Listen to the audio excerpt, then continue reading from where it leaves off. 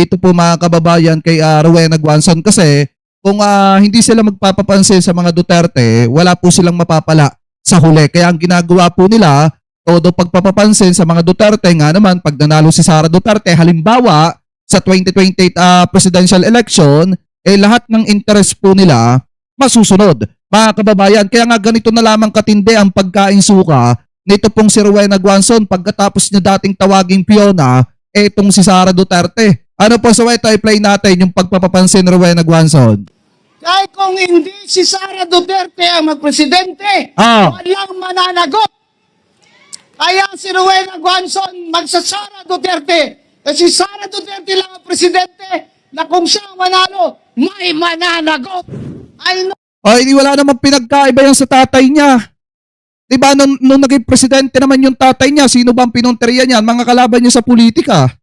Nung naging presidente yung tatay niya, ano ba ginawa nung tatay niya? Inilagay sa pwesto yung mga taong dapat managot. Katulad ditong sina Michael Yang.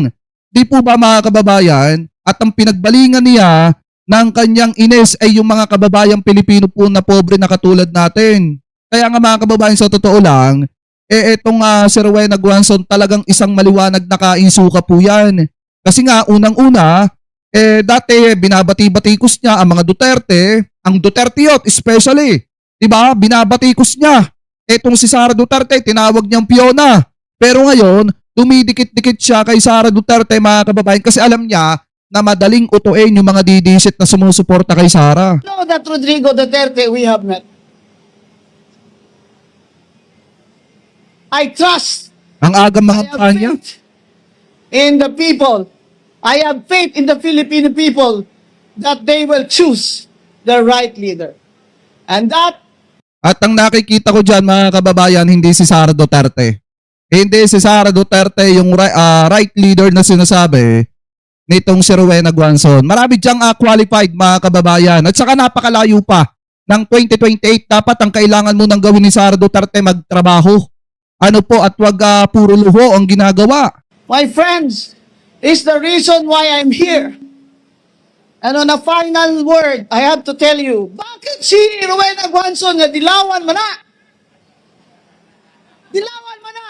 Kani tao dire ang singig sabok-sabok nako. Itsa dilawan man kang anong gadol-dol man kang bibisara karon. Ayaw na yun si Bibi Sara, ayaw na lang naghisgutan kay karon ang kinahanglan mo daog yun si Sara for president. Kung dilaw ka, kung pulaw ka, kung pink ka, kung blue ka, kung sa wala na minimo kaakig. Wala kami kaakig sa inyo. Upod na lang kita diritanan kay Sara para sa aton pungsod. O diba, literal nakainsuka. Kung hindi si Sara Duterte ang magpresidente, walang mananagot. Kaya si Rowena Guanzon magsasara Duterte. Kasi Sara Duterte lang ang presidente na kung siya ang manalo, may mananagot. Ilang Sa tingin nyo, paano kaya magpapapanagot si Sara Duterte kung siya mismo tumatakbo sa pananagutan niya?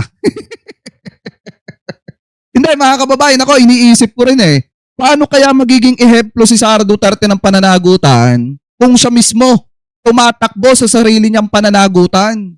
Di po ba sa dami ng aligasyon kay Sara Duterte pero nakita nyo ba na hinarap ni Sara Duterte yan? Naghar ng napakaraming abogado pero ang ending, bahag pa rin ang buntot at puro pagsusumbong sa Korte Suprema yung ginagawa ng kanyang kampo. Sa tingin nyo, gawain ng matapang yan? Gawain ng taong marunong managot yan? Hindi! Gawain ng duwag yan at ayaw humarap sa sariling pananagutan. Kaya nga nagtataka ko bakit ang bagong script ng mga ito, papapanagutin ni Sara Duterte yung mga kurap. Mismong si Sara Duterte nga, talagang literal na kurap. Di po ba? Paano magpapapanagot ng kurap yung isang taong kurap din? Isipin niya mga kababayan. taon ako sa politika. Sa tiyan pa lang nanay ko, 63 Alam mo Rowena Guanzon, dapat ang sinasabi mo dyan, nung sinuka ako ng mga kakamping, wala na akong pwedeng takbuhan. Kaya mas pinili ko na maging DD-shit na lang kahit ilang beses kong idinideny na DD-shit ako. Dapat ganun ang sinabi mo Rowena Guanzon para ka panipaniwala. 7 years old ako ngayon. Politiko na ako. Board member man nanay ko, 33 years. Wala pa ako nakita ng gobyerno na ganito. Puro ka magnanakaw. Mga kawatan. Ah, Kailangan ng Pilipinas reforma. Zero corruption. bakit tinatamaan si Sara Duterte? Zero tolerance. That is why this early, I already commit my support to you, Vice President Sara Duterte. Ah, Whether I run for senator or not, I am going to campaign, as I am campaigning now, for Sara Duterte, who will be the next president of the Philippines. pagkatapos mangampanya kay former VP Lenny and then isinuka siya ng mga kakampeng kasi nga literal na halata yung pagiging DD-shit niya. Ngayon, ano po, sa kakailang deny-deny ni Rowena Guanzo na sinasabi niyang hindi siya DDS, eh ngayon literal na inaamin niya na mga kababayan na talagang DD-shit siya. Ano po kasi, bukod sa naandyan na siya, maliwanag din naman mga kababayan na yung buong suporta niya na kay Sara Duterte na ang agang mangampanya. Di po ba? Ang agang mangampanya, biruin nyo ha, eto ba ang tatakbong senador? Halimbawa, eto ba ang tatakbong senador? Wala namang maayos na ginagawa. Wala namang maayos na plataforma. Puro paninira lang ang sinasabi. Buboto ba kayo sa isang taong bukod sa halata yung pagkabalimbing mga kababayan, eh maliwanag na walang direksyon ng bansa kapag ka ito'y naging isang senador? Di po ba dahil unang-una, eh kung ikaw ay sumusuporta sa taong alam mo naman na corrupt din at sa taong alam mo naman na may pananagutan din, eh walang direksyon ng bansang Pilipinas kung sakali maging leader, si Sara Duterte at maging senator niya, eh itong si Rowena Guanzo. Pinagsama lang talaga mga kababayan, yung may diferensya sa, alam nyo na yon. O sa mga Bisaya, mga Ilonggo, mga Waray, sa Visayas, kabalo na makamutanan, nga ang Negros Occidental, wala yun aga Marcos ever since because gibankrupt ni Anania during martial law. My family, he confiscated our electric plant. All families were confiscated. Ang sugar, in-monopolize ang sugar trading. So we had to stop planting. Our people starved because we had to stop planting. Why will we plant if we're going to lose money? Now, Marcos Bongbong is doing it again. He is smuggling sugar. That's why our sugar prices from Ang ebidensya mo. Ito, tanong ko kay Rowena Guanzo, abogado ka pa naman, naging commissioner ka pa naman. O nasa ng ebidensya mo na nag-smug ng sugar ang gobyerno ni PBBM? Diba? Ang presidente, kasi sa presidente mo sinisisi yan. Pinapalabas mo na ang presidente yung nag-smug ng sugar. O nasa ng ebidensya mo? Diba? Kaya ang mahirap mga kababayan magsalita nang wala kang sapat na ebidensya. Kasi eto, biruin nyo, nakakahiya to, abogado pa man din, naging commissioner pa man din ng COMELEC. Pero ang nagbibitaw ng salita ng walang sapat na patunay o wala man lang hawak na ebidensya, nakakahiyang maging senador to. Occidental are down. Down by more than 600 pesos per kilo bag. You know what that means? That means 100. Ay nga pala mga kababayan na, to be clear, di ba may kumakalat na balita na kung saan mga kababayan, ang Davao del Norte daw mga kababayan nakabili ata or nakakuha ng langis sa Malaysia na nagkakahalaga ng 44 million na sumusukat pala or ang dami nasa 44 million liters. Ngayon mga kababayan, itinanggi po ng Malaysian yan at sinasabi na wala daw pong katotohanan yung kumakalat na balita na yon na kung saan nakabili ang Davao del Norte ng langis na umaabot ng 44 million liters. Yung dami mga kababayan. So maliwanag po na kinukundina at itinatanggi ng Malaysia yung pakalat pong yon. At ang nagpakalat po noon ay yung mga vlogger po ni dating Pangulong Duterte, mga vlogger na sumusuporta kay Sara Duterte. So magaling po yung maliwanag Thousands of workers will be out of jobs in the next 2 years if this continues. Smuggling of sugar, smuggling of fuel is now going on in our borders. Marcos, Nasa ng patunay mo ulit na merong smuggling ng fuel na nagaganap sa mga borders? O nasa ng patunay mo, Rowena Guanzon, tanong ko lang. Diba kasi mahirap mga kababayan, ayan mahirap mga kababayan na magbitaw ng salita ng wala kang sapat na patunay at wala kang pruweba. Kasi tulad niyan, sinasabi niya meron daw smuggling ng fuel na nagaganap. O nasa ng patunay mo? wants us to feel that he is the one solving our problems, when in fact, it is Marcos who created all these problems. Ang gutom, ang unemployment, high inflation, trade deficit, budget deficit, hindi pangawat na sa tanang buhaya ang atong deficit. That's why, my friend, Alam niyo mga kababayan, wala tong pinagkaiba doon sa doon sa kahapon kasi, singit ko lang mga kababayan kahapon kasi meron akong nakausap. Actually, bihira ko lang makita dito. Porkit kapitbahay ko, ikaw uwi lang galing trabaho. Ngayon sabi niya sa akin, alam niya kasi mga kababayan na sumusuporta po ako sa ating pamahalaan, sa bisyo ng ating mahal na presidente. Sabi niya sa akin, alam mo, Utoy, napakamahal ng gasolina ngayon. Ang LPG, yung kerosene, sobrang mahal, nag 1.5 na daw. Sabi ko naman mga kababayan, sabi ko bakit ka nagrereklamo sa gasolina? Pag bumibili ka nga ng isa-isang kahon na Alfonso, ang dami. Magkano ba isang Alfonso? Nasa 300 mahigit. Yung per liters, minsan nga sobrang mahal pa pero di ka naman nagrereklamo. Pagkainom mo niyan, iihi mo lang, maya-maya, tapos na, naubos mo na yung mga alak, hindi ka na magrereklamo.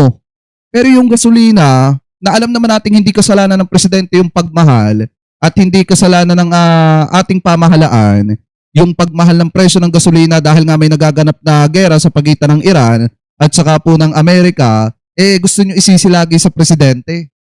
Alam nyo mga kababayan, walang pinagkaiba yung sa pananaw nito. Yung mga pananaw ng ganung tao, yun yung mga taong hindi marunong makisama at hindi marunong makipagtulungan sa ating pamahalaan. Alam naman nila na hindi lang naman Pilipinas ang dumadanas ng ganitong krisis mga kababayan kung hindi maging yung mga ibang bansa. Pero hindi nagrereklamo. Yung mga tao doon, bagkos ang ginagawa nila, tatrabaho sila ng maayos at nakikipagtulungan sila sa kanilang pamahalaan. Alam nyo mga kababayan, ako sa totoo lang, ang pananaw ko dyan, di bali ng mahal. Ang mahalaga meron pa rin. Kasi mahirap po talaga pag tuluyang nawalan ng langis dito po sa ating bansa, nawala ng diesel, nawala ng gasolina. Mas mahirap yun mga kababayan. Kaya ang pananaw ko talaga dyan, di bali ng mahal, at least ang mahalaga meron. Meron pa rin. Ano po? Anyway, tuloy pa natin. friends, I am putting my faith on Sara Duterte for president. Ayan. Because I see only that Sara Duterte, even with her quiet, calm demeanor, has the strength of character and the integrity to be our leader and run our country from the bottom up. Wala na tayong mamanahin kay Marcos. Puro utang, puro pangawat. We need Di ba mga kababayan, nung panahon naman ni dating Pangulong Duterte, binaon niya na matindi sa napakalaking utang ang bansang Pilipinas. O bakit hindi nagrereklamo itong mga animal na ito? Di ba? Sa totoo lang mga kababayan, nung panahon ni dating Pangulong Duterte, ibinaon ng napakaraming utang ang bansang Pilipinas pero tahimik lamang po itong mga ito. Kasi nga mga kababayan, siguro sa panahon ni dating Pangulong Duterte, nung nasa posisyon pa mga ito, puro pagnanakaw ang ginagawa ng mga ito kaya tahimik. At ngayong hindi nila magawa yung ginagawa nila noon, nag-iingay po sila. Di po ba? Anyway, tuloy pa natin. a leader that will rise from these ashes and lead us back into a bright day. My friends, it is my honor to be in Davao City again, to be with the family of Rodrigo Duterte, and to wish him a happy birthday. Tuloy pa natin. Sabi niya pa dito, mananalo daw si Sara Duterte, wag lang daw dayain. Meron kayo. I already said she's the woman to beat. Kahit sino kandidato nila dyan. Kaya ang problema, Paano Atty. Rowena Guanzon? kapag ka nakalaban ni Sara Duterte, halimbawa si Leni Robredo, sa tingin mo, mananalo pa kaya yung si Sara Duterte mo? Eto, minsan mong sinuportahan si Leni Robredo. Minsan mong sinuportahan si Leni Robredo at ipinaglaban mo pa nga noong 2022. O tanong ko sa'yo, paano pag ang nakalaban ni Sara Duterte, si Leni Robredo? Sa tingin mo mananalo pa yung si Sara Duterte? Lalo na at wala namang Marcos loyalist na buboto dyan. Di po ba? Eto, tanungin ko kayo mga kababayan, may boto ba si Sara Duterte pag wala ang Marcos loyalist? Walang boto yan. Yung mga boboto lang na konti dyan, yung mga naniniwala sa kanya na mga didisit. Biruin nyo, 12% na nga lang yung mga didisit na naniniwala kay Sara Duterte. Halos 51.1% ang gustong papanagutin. Etong si Sara Duterte. Diba ang gustong managot etong si Sara at 12% lang mga kababayan yung ayaw siyang managot. Ibig sabihin yung 12% na yun yung mga didisit na sumusuporta kay Sara Duterte. Kaya nga sa tingin nyo, kapag ang nakalaban ni Sara ay si Leni Robredo, o kaya mga kababayan, halimbawa tumakbo si Rapi Tulfo, baka nga talunin pa ni Rapi Tulfo yan. Lang, makadayain. Who do you think can beat Vice President Sara Duterte in 2028? Meron kaya?